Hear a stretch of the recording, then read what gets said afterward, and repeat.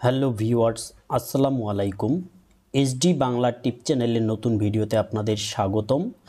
দূরে এবং কাছে, দেশ এবং দেশের বাহিরে যারা আমার ভিডিওটা দেখছেন সকলকে আন্তরিক অভিনন্দন জানিয়ে শুরু করছি আজকের নতুন ভিডিও।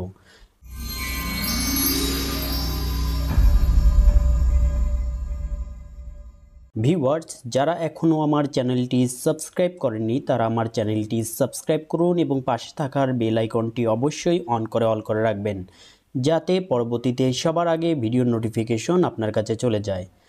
তো কথা না বাড়িয়ে শুরু করছি মূল ভিডিও। ভিউয়ার্স, আজকে আমি আপনাদেরকে দেখাবো পাসপোর্ট করতে কি কি বিষয় লাগে এবং সরাসরি আমি আপনাদেরকে পাসপোর্ট যে পাসপোর্টের যে ওয়েবসাইটটি রয়েছে সেই ওয়েবসাইটের মাধ্যমে আমি আপনাদেরকে দেখাবো তারা কি কি ডকুমেন্ট আপনাকে দিতে হবে এবং কোন কোন ডকুমেন্ট আপনাকে নিয়ে পাসপোর্ট অফিসে যেতে হবে এবং পাসপোর্ট করতে কত টাকা লাগবে এবং কতদিনের মধ্যে পাবেন, সমস্ত কিছু বিস্তারিত থাকছে এই ভিডিওতে। তো ভিডিওটা কোনো স্কিপ করা যাবে না, ভিডিওটি শেষ পর্যন্ত দেখতে হবে। আমরা ক্রোম ব্রাউজারে চলে এসেছি এবং ক্রোম ব্রাউজারে আমরা সার্চ করব পাসপোর্ট। তো পাসপোর্ট লিখে যদি আমি সার্চ করি তাহলে আমার কাছে এরকম একটি ইন্টারফেস চলে আসবে, পাসপোর্ট অনলাইন রেজিস্ট্রেশন পোর্টাল। এখানে ক্লিক করব, অথবা সরাসরি আমরা পাসপোর্ট লিখলেও passport.gov.bd আমরা এখানে গিয়েও আমরা পেতে পারি। তো আমি সরাসরি পাসপোর্ট অনলাইন রেজিস্ট্রেশনে আমি চলে এসেছি। এখানে আমি আপনাদেরকে দেখাবো যে কি কি ডকুমেন্ট আপনাদেরকে জমা দিতে হবে এবং কি কি ডকুমেন্ট আপনাদেরকে নিয়ে যেতে হবে। আপনারা এখানে দেখতে পাচ্ছেন প্রয়োজনীয় কাগজপত্র, এখানে আবেদনপত্রের সারাংশের প্রিন্ট কপি, অ্যাপয়েন্টমেন্ট সহ শনাক্তকরণ নথির প্রিন্ট কপি, জাতীয় পরিচয়পত্র, জন্ম নিবন্ধন এবং পেমেন্ট স্লিপ, পূর্ববর্তী পাসপোর্ট এবং ডাটা পেজের প্রিন্ট কপি যদি থেকে থাকে, সরকারি চাকরিজীবীদের ক্ষেত্রে GO/NOC যদি থাকে, তথ্য সংশোধনের ক্ষেত্রে প্রয়োজনীয় কাগজপত্র যদি থাকে, আবেদনপত্রের প্রিন্ট কপি। এই 7টা জিনিসের মধ্যে আপনাকে 6টা জিনিস আপনাকে নতুন পাসপোর্টধারী হলে আবেদন করতে হলে আপনাকে এই কয়টা জিনিস আপনাকে প্রয়োজনীয় কাগজপত্র লাগবে। আবেদনপত্রের সারাংশে প্রিন্ট কপি, এটা হচ্ছে আপনি যে ফর্মগুলোতে যে পেজগুলোতে আবেদন করবেন সে যে বিস্তারিত রয়েছে সেগুলোর প্রিন্ট কপিটা আপনাকে করে নিতে হবে। এবং শনাক্তকরণের নথির প্রিন্ট কপি, আপনার শনাক্তকরণের জন্য আপনার জাতীয় পরিচয়পত্র অথবা জন্ম নিবন্ধন এটা আপনাকে সাথে করে নিতে হবে এবং পেমেন্টের স্লিপ নিতে হবে। আপনাকে পেমেন্ট একটা স্লিপ নিতে হবে। আপনি যদি অনলাইনে পেমেন্ট করে থাকেন অথবা কোনো ব্যাংকের মাধ্যমে পেমেন্ট করে থাকেন সেটি অবশ্যই আপনাকে কালেক্ট করে নিতে হবে। পূর্ববর্তী পাসপোর্ট এবং ডাটা পেজের প্রিন্ট কপি যদি থেকে থাকে সেটিও আপনাকে নিয়ে যেতে হবে। সরকারি চাকরিজীবীদের ক্ষেত্রে, যারা সরকারি চাকরিজীবী রয়েছেন তাদের ক্ষেত্রে GO এবং NOC যদি থাকে, এটা হচ্ছে যারা সরকারি চাকরি করে থাকে তারা অবশ্যই জানেন GO এবং NOC এটা কিভাবে পেতে হয়। আপনারা এটা যারা সরকারি চাকরিজীবী রয়েছেন তাদের ক্ষেত্রে এটা প্রযোজ্য। তথ্য সংশোধনের ক্ষেত্রে এটা 6 নাম্বারটা বাদ দিয়ে দিলাম। এটা হচ্ছে যদি কারো পাসপোর্ট আবেদন করে থাকে এবং তার যদি কোনো কিছু তথ্য সংশোধন করতে থাকে বা কোনো তথ্য অ্যাড করতে চায় তাহলে তার প্রয়োজনীয় কাগজপত্র নিয়ে যেতে হবে। আবেদনের পত্রের প্রিন্ট কপি এবং সর্বশেষ আপনি আবেদন করার পর যে আপনাকে আবেদনপত্র দেওয়া হবে অনলাইন থেকে সেটি আপনাকে প্রিন্ট করে নিয়ে যেতে হবে। এই 6টা কাগজ আপনাকে সাথে করে জমা দেওয়ার দিন নিয়ে যেতে হবে। এছাড়াও আমি আপনাদেরকে আরও কিছু তথ্য জানাবো। পাসপোর্টের 5টি ধাপ রয়েছে। এই 5টি ধাপ হচ্ছে কি কি? এটা হচ্ছে বর্তমানে বসবাসরত এলাকায় পাসপোর্ট কার্যক্রম শুরু হয়েছে কিনা, আপনি যে এলাকায় আবেদন করতে চাচ্ছেন যে জেলায়, সেই জেলাটি পাসপোর্টের আওতায় কিনা তার নিচে এখানের মাধ্যমে চেক করতে পারেন। দ্বিতীয় নাম্বার হচ্ছে অনলাইনে পাসপোর্ট আবেদন ফর্ম পূরণ করতে হবে, মানে আপনাকে অবশ্যই আবেদন করতে হবে, সেটাই তারা দ্বিতীয় ধাপে বলেছে। এবং তৃতীয় ধাপে বলেছে পাসপোর্ট ফি পরিশোধ করতে হবে এবং এই পরিশোধ ফির জন্য এখানে তারা একটি সাইট দিয়ে রেখেছে এবং এখানে সাইটে ক্লিক করলে আপনারা কি ওয়েতে পেমেন্ট করতে পারেন সেটিও আপনারা এখান থেকে দেখতে পারেন। তারপর আমি আপনাদেরকে একটু দেখানোর চেষ্টা করব কি ওয়ে রয়েছে। আপনি এখানে পাসপোর্ট ফি সংক্রান্ত আপনি পেমেন্টের মাধ্যমে পাসপোর্ট টাকা পেমেন্ট করতে পারেন অনলাইন এক পের মাধ্যমে Visa, Mastercard, American Express, bKash, Nagad, Rocket, Upay, OK wallet, Bank Asia, BRAC bank, EBL, City bank, UCB, AB bank, DBBL bank, Midland bank এবং এমডিএল রেইনবো। আপনি এগুলোর মাধ্যমে টাকা আপনি পেমেন্ট করতে পারবেন। অফলাইনে পেমেন্ট করার জন্য আপনি এখানে তারা অফলাইনেও পেমেন্ট নিয়ে থাকে, যে কোনো সরকারি এবং বেসরকারি ব্যাংকে পরিশোধ করা যাবে এবং ঘরে বসে নিজে অফলাইন পেমেন্ট এখানে আপনি করতে পারেন। আপনি ঘরে বসেও যে কোনো ব্যাংকের মাধ্যমে আপনি পেমেন্ট করতে পারেন। অফলাইনে চালান, পেমেন্ট স্লিপ এবং চেক ডাউনলোড এখানেও করতে পারেন। আপনি যদি অফলাইনে পেমেন্ট করে থাকেন সেই অফলাইনের স্লিপ বা চেক আপনি এখান থেকে ডাউনলোড করতে পারেন। তারপরে এখানে আরও কিছু তথ্য তারা দিয়ে রয়েছে। বায়োমেট্রিক এনরোলমেন্টের তারিখ হতে 15 কর্মদিবসের মধ্যে আপনি নিয়মিত যারা রেগুলার দিয়ে রাখবেন তারা ফিঙ্গারপ্রিন্ট হতে 15 দিন থেকে 21 দিনের মধ্যে পাসপোর্ট হাতে পাবেন এবং জরুরি বিতরণের জন্য বায়োমেট্রিক বা এনরোলমেন্টের তারিখ হতে 7 কর্মদিবস অথবা 10 দিনের মধ্যে পেয়ে থাকবেন। যারা জরুরিতে আপনারা ইমার্জেন্সিতে দিয়ে রাখবেন তারা হচ্ছে 7 থেকে 10 দিনের মধ্যে ফিঙ্গারপ্রিন্ট দেওয়ার পর আপনারা পাসপোর্ট পেয়ে যাবেন। এবং অতীব জরুরি বিতরণের জন্য খুব ইমার্জেন্সিভাবে আপনারা আবেদন করার সময় এটা সিলেক্ট করবেন, তাদের ফিঙ্গারপ্রিন্টের তারিখ হতে 2য় কর্মদিবসের মধ্যে আপনারা এটা পেয়ে যাবেন। এখানে আরও কিছু তথ্য তারা দিয়ে রেখেছে। বাংলাদেশের অভ্যন্তরে আবেদনের ক্ষেত্রে, বাংলাদেশের ভিতরে আবেদনের ক্ষেত্রে 15% ভ্যাট সহ আপনাকে আবেদন ফি দিতে হবে। এখানে আপনাকে তারা বলে দিয়েছে 48 পেজটা এবং 5 বছর মেয়াদ সহ পাসপোর্ট, নিয়মিত বিতরণ 4025 টাকা, জরুরি বিতরণ 6325 টাকা, অতীব জরুরি বিতরণের জন্য 8625 টাকা লাগবে। 40 পৃষ্ঠা এবং 10 বছর মেয়াদ সহ পাসপোর্ট করতে গেলে আপনাকে রেগুলারের জন্য 5750 টাকা দিতে হবে এবং জরুরি বিতরণের জন্য 8050 টাকা দিতে হবে এবং অতীব জরুরি বিতরণের জন্য 10,350 টাকা আপনাকে পেমেন্ট করতে হবে।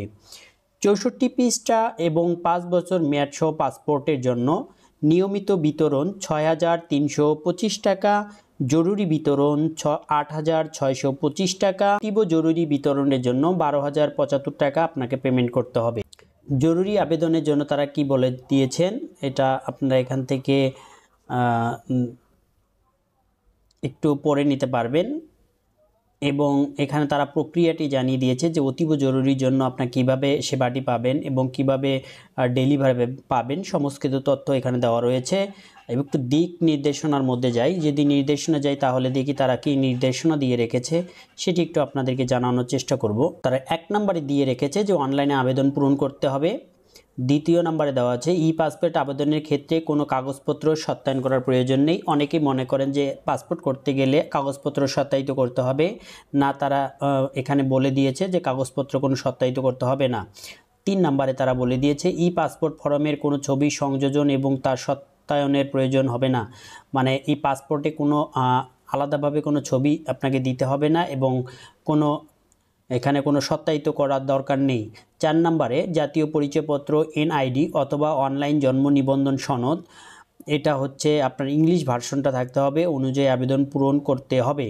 মানে যাদের NID রয়েছে তাদেরকে NIDতে আবেদন করতে হবে এবং যাদের NID নেই তাদেরকে জন্ম নিবন্ধন অবশ্যই যেটা ডিজিটাল ইংলিশ ভার্সন রয়েছে সেটার মাধ্যমে আবেদন করতে হবে। অপ্রাপ্ত বয়স্ক 18 বছর বয়সের কম হলে আবেদনকারীর জাতীয় পরিচয়পত্র NID নাই, তার পিতামাতা অথবা মাতার জাতীয় পরিচয়পত্র NID অবশ্যই উল্লেখ করতে হবে। অর্থাৎ যারা জন্ম নিবন্ধন দিয়ে আবেদন করবেন তাদের পিতামাতা NID অবশ্যই উল্লেখ করতে হবে। 6 নম্বরে রয়েছে জাতীয় পরিচয়পত্র NID অথবা অনলাইন জন্ম নিবন্ধন সনদ ইংলিশ ভার্সন নিম্নোক্ত বয়স অনুযায়ী দাখিল করতে হবে। 18 বছরের নিম্নে হলে অনলাইনে জন্ম নিবন্ধন ডিজিটালটা লাগবে।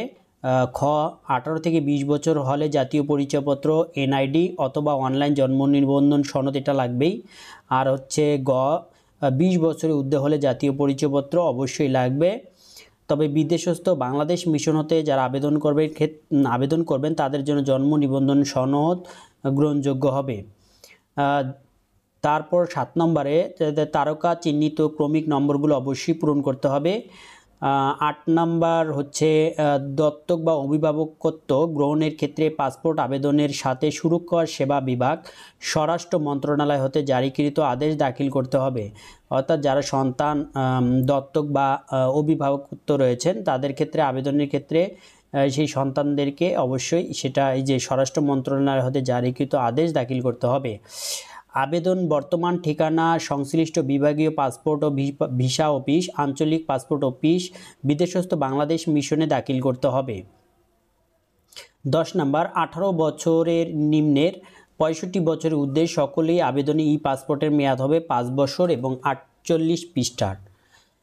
11 নম্বর প্রাসঙ্গিক টেকনিক্যাল সনদসমূহ যেমন যারা ডাক্তার, ইঞ্জিনিয়ার, ড্রাইভার ইত্যাদি রয়েছেন তাদেরকে আপলোড সংযোজন করতে হবে। তাদের সনদসমূহ, তাদের সার্টিফিকেট আপলোড করতে হবে যারা ডাক্তার, ইঞ্জিনিয়ার এবং ড্রাইভার রয়েছেন। প্রযোজ্যের ক্ষেত্রে প্রাসঙ্গিক জিও, যারা হচ্ছে সরকারি চাকরি করেন, জিও এবং এনওসি, প্রত্যয়নপত্র, অবসরোত্তর ছুটির আদেশ, পেনশন বই আপলোড সংযোজন করতে হবে যা ইস্যুকৃত কর্তৃপক্ষের নিজ নিজ ওয়েবসাইটে আপলোড থাকতে হবে। প্রযোজ্যর ক্ষেত্রে বিবাহ সনদ, নিকাহনামা এবং বিবাহ বিচ্ছেদের ক্ষেত্রে তালাকনামা দাখিল করতে হবে। আপনার হচ্ছে যাদের বিয়ের পর তালাক হয়ে যায় তাদের ক্ষেত্রে বিবাহ সনদ বা নিকাহনামা এবং বিবাহ বিচ্ছেদের ক্ষেত্রে তালাকনামা অবশ্যই দাখিল করতে হবে। দেশের অভ্যন্তরে আবেদনের ক্ষেত্রে প্রযোজ্য ফি এর উপর নির্ধারিত হারে ভ্যাট, 15% ভ্যাট আমি যেটি বলেছিলাম এর আগে, এটা সহ অন্যান্য চার্জ অতিরিক্ত হিসাবে প্রদয়ে বিদেশে আবেদনের ক্ষেত্রেও সরকার কর্তৃক নির্ধারিত ফি দিতে হবে। কূটনৈতিক পাসপোর্টের ক্ষেত্রে এখানে তারা বলেছে কূটনৈতিক পাসপোর্টের জন্য পররাষ্ট্র মন্ত্রণালয়ের কনজুলার ও ওয়েলফেয়ার উইং অথবা ইমিগ্রেশন পাসপোর্ট অধিদপ্তরের প্রধান কার্যালয় বরাবর আবেদন দাখিল করতে হবে। যারা কূটনৈতিক পাসপোর্টের জন্য আবেদন করবেন তারা পররাষ্ট্র মন্ত্রণালয়ের তাদের যে কনসুলার ও ওয়েলফেয়ার উইং বা ইমিগ্রেশন ও পাসপোর্ট অধিদপ্তরের প্রধান কার্যালয়ে আবেদনপত্র দাখিল করতে হবে। বৈদেশিক মিশন হতে নতুন পাসপোর্টের জন্য আবেদন করা হলে স্থায়ী ঠিকানার কলামে বাংলাদেশের যোগাযোগের ঠিকানা উল্লেখ করতে হবে। যারা বিদেশে বসে আবেদন করবেন বা বিদেশের তো হাইকমিশন আবেদন করবেন তাদের ক্ষেত্রে অবশ্যই বাংলাদেশের যোগাযোগের যে ঠিকানা রয়েছে সেটি অবশ্যই উল্লেখ করে দিতে হবে। অতীব জরুরি পাসপোর্টের আবেদনের ক্ষেত্রে নিজ উদ্যোগে পুলিশ ক্লিয়ারেন্স সনদ সংগ্রহপূর্বক আবশ্যিকভাবে আবেদনপত্রের সাথে দাখিল করতে হবে। যারা খুবই জরুরি 2 দিনের জন্য পাসপোর্ট আবেদন করবেন তাদেরকে আগেই আপনার পুলিশ ক্লিয়ারেন্সের সনদ আপনাকে আপনার আবেদনপত্রের সাথে দিয়ে দিতে হবে। দেশের অভ্যন্তরে অতীব জরুরি পাসপোর্টের প্রাপ্তির লক্ষ্যে আবেদনের সাথে পুলিশ ক্লিয়ারেন্সে দাখিল করা হলে অন্যান্য সকল তথ্য সঠিক থাকার সাপেক্ষে 2 কর্মদিবসের মধ্যে পাসপোর্ট প্রদান করা হবে। দেশের ভিতরে জরুরি পাসপোর্ট প্রাপ্তির লক্ষ্যে আবেদনের সাথে পুলিশ ক্লিয়ারেন্স দাখিল করা হলে অন্যান্য সকল তথ্য সঠিক থাকলে 7 দিনের মধ্যে পাসপোর্ট প্রদান করা হবে। দেশের ভিতরে যারা রেগুলার পাসপোর্ট আবেদন করবেন তাদের ক্ষেত্রে আবেদনের সাথে পুলিশ ক্লিয়ারেন্স দাখিল করা হলে সকল তথ্য ঠিক থাকলে 15 কর্মদিবসের মধ্যে পাসপোর্ট প্রদান করা হবে। আবেদনের সময় মূল জাতীয় পরিচয়পত্র, অনলাইন জন্ম নিবন্ধন সনদ এবং প্রযোজ্য ক্ষেত্রে যে টেকনিক্যাল সনদ, সরকারি আদেশ প্রদর্শন দাখিল করতে হবে। মানে যখন আপনি আবেদনের সময় যখন আপনি আবেদন করবেন সেখানে আপনাকে অবশ্যই পরিচয়পত্র বা অনলাইন জন্ম নিবন্ধন এবং যা সনদ রয়েছে, যে সার্টিফিকেট রয়েছে টেকনিক্যাল, সেগুলো অবশ্যই আপনাকে দিয়ে দিতে হবে। পাসপোর্ট রিইস্যুর ক্ষেত্রে মূল পাসপোর্ট প্রদর্শন করতে হবে। যারা পাসপোর্ট রিইস্যু করবেন তাদেরকে আগের যে পাসপোর্টটি রয়েছে সেটি অবশ্যই দেখাতে হবে। হারানো পাসপোর্টের ক্ষেত্রে থানায় জিডি করে সেই জিডির কপিটা আপনাকে দেখাতে হবে। 6 বছর বয়সের নিম্নে যারা আবেদন করবেন তাদেরকে ক্ষেত্রে 3R সাইজের ল্যাব প্রিন্ট, পিছনে গ্রে ব্যাকগ্রাউন্ডের ছবি দিতে হবে। পাসপোর্ট হারিয়ে গেলে অথবা চুরি হয়ে গেলে নিকটস্থ থানা জিডি করতে হবে। এটা বলা রয়েছে, তারা এই তথ্যগুলো এখানে দিয়ে রেখেছে। আর পাসপোর্টের ফিটা আমি তো প্রথমে আপনাদেরকে বলেছি যে পাসপোর্টের ফি কিভাবে দেওয়া যাবে এবং কি কি ওয়েতে আমরা পাসপোর্ট ফি দিতে পারবেন, কত % ভ্যাট দেবে, এটা আমি আপনাদেরকে আগেই বলে দিয়েছি। এবং আবেদনপত্রের স্ট্যাটাস চেক করার জন্য আপনারা যখন অনলাইন আবেদন করবেন তখন এখানে আপনাকে অনলাইন রেজিস্ট্রেশন নম্বর দিয়ে আপনার এখানে ডেট অফ বার্থ দিয়ে I M A not a human এখানে ক্লিক করার পর আপনাকে নিচে চেক করলে আপনি আপনার তথ্যটি দেখতে পারবেন যে আপনার পাসপোর্টটি কোন পর্যায়ে রয়েছে। অথবা অনলাইন রেজিস্ট্রেশন না থাকলে অ্যাপ্লিকেশন যে আইডি রয়েছে সেই আইডিটি এখানে দিয়ে আপনাকে এখানে তখন আপনার অনলাইন রেজিস্ট্রেশন বা অ্যাপ্লিকেশন আইডি এখানে শো করবে। আর আপনার হচ্ছে এখানে ডেট অফ বার্থটা দিতে হবে, আই এম এ হিউম্যান, এটা এখানে চেক মার্ক দেওয়ার পর আপনি এখানে চেক করলে আপনি আপনার তথ্যটি দেখতে পারবেন যে আপনার পাসপোর্ট কোন পর্যায়ে রয়েছে। এই হচ্ছে পাসপোর্টের আপনাকে নতুন পাসপোর্টধারীদের জন্য আপনার এখানে কি কি তথ্য লাগবে আমি তো এখানে বলে দিয়েছি।